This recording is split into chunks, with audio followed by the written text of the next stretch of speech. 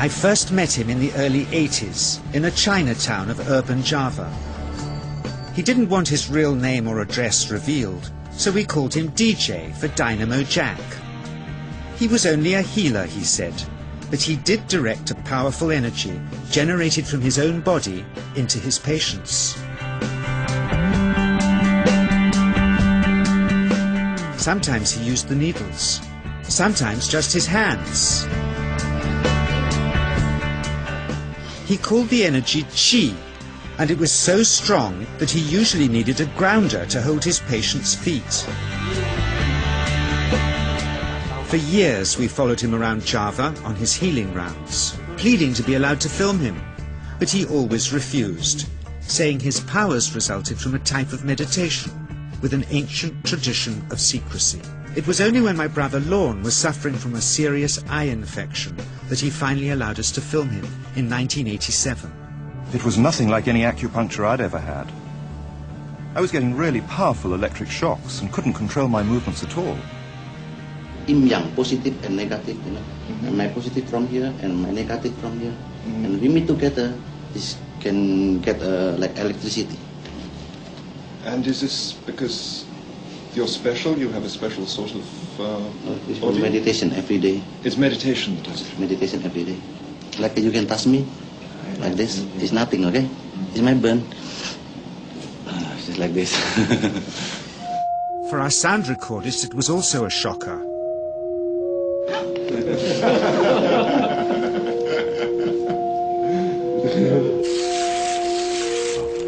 He then took our newspaper outside and showed us how Qi can also be used to set things on fire.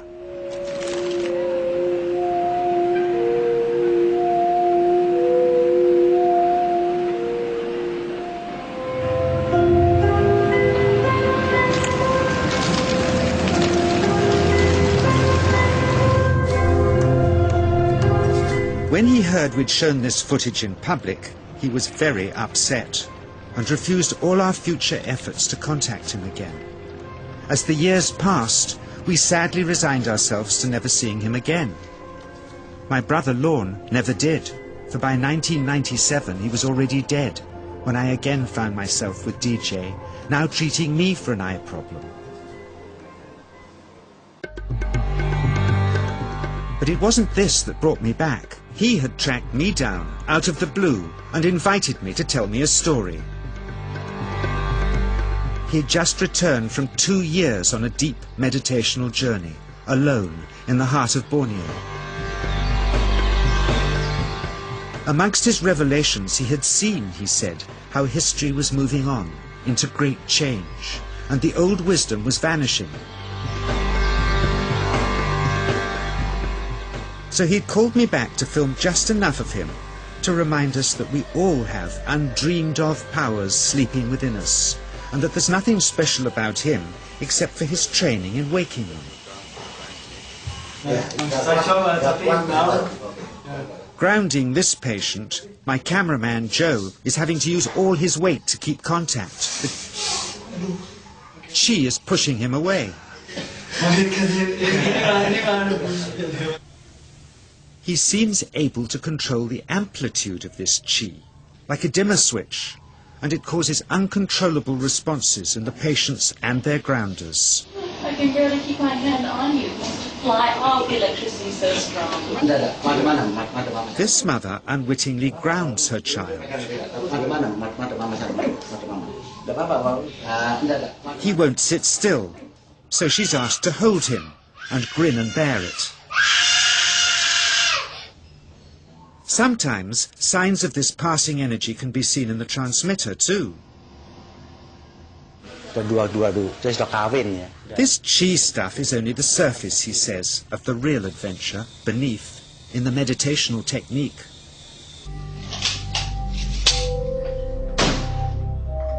Projecting Qi from the palm of the hand can also be used to resist rifle pellets, he says.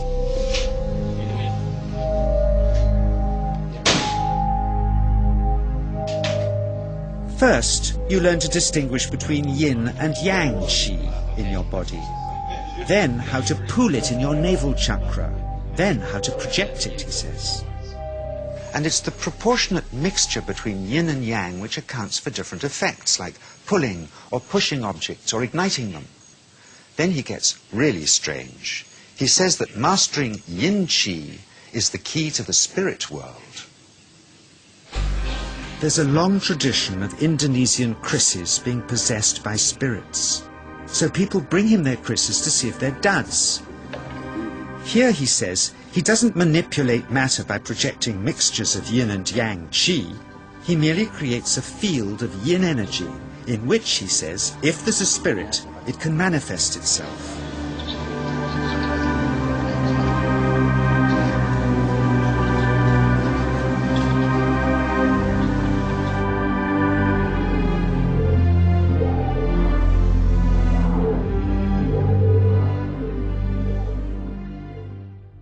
So I invited a small group of scientists back from the United States with measuring equipment to test if DJ was for real.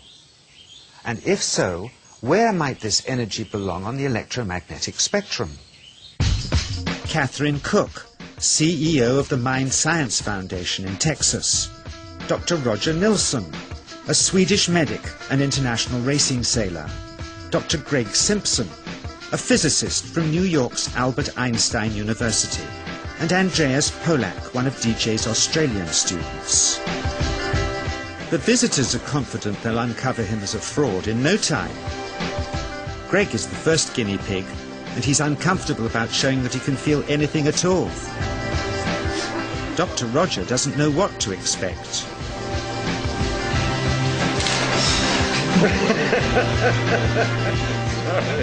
Out comes the metal detector, like the things they use in airports, to see if he has any concealed metal in his body. Then the voltmeter, to try and measure the qi. But how to get it to work? Where's the ground? What settings? DJ suggests that as his negative is his perineum, and his positive is his navel chakra, perhaps that's where the electrode should be attached. He doesn't stand on his dignity. He's eager to help, but still no readings. They're getting shocks off his arm, and now they're on the right settings, but the needle still isn't moving. DJ says it isn't electricity, it's qi. It's 1, 2, up, I feel it in my whole body. I feel it at 3, 0.3, I feel it in my legs. Shit. But suspecting there's some tricky setup on his premises they can't find, they insist we all go to a randomly chosen hotel room several miles away to see if he can light a light bulb with his fingers. It doesn't ground on the wall. So Greg holds and grounds one wire, while DJ pumps qi through the other. The bulbs are LEDs, light-emitting diodes, which ignite in different colors according to the intensity of current. Yes. On, off, on. Brilliant. Oh, you're blinking.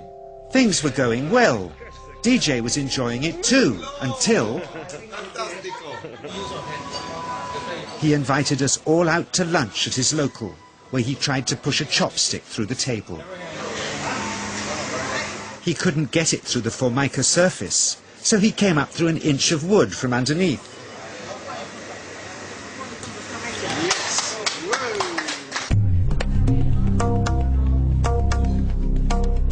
Not only did he draw his own blood, but a chopstick splinter had caught Alison here between the eyes, drawing more. The incident was laughed off apologetically, but next morning he was a different man, drawn and upset. He said he'd been visited all night by his long-dead master, raging that he'd broken the strict taboos of his sect, never to show off in public and never to cause harm or draw blood. He felt deeply chastised. All further testing and filming must end. Never again would he submit to public scrutiny, nor accept any new students. He would sink from sight and continue his healing in obscurity, as he had done since before we met him in the early 80s and had always told us was right.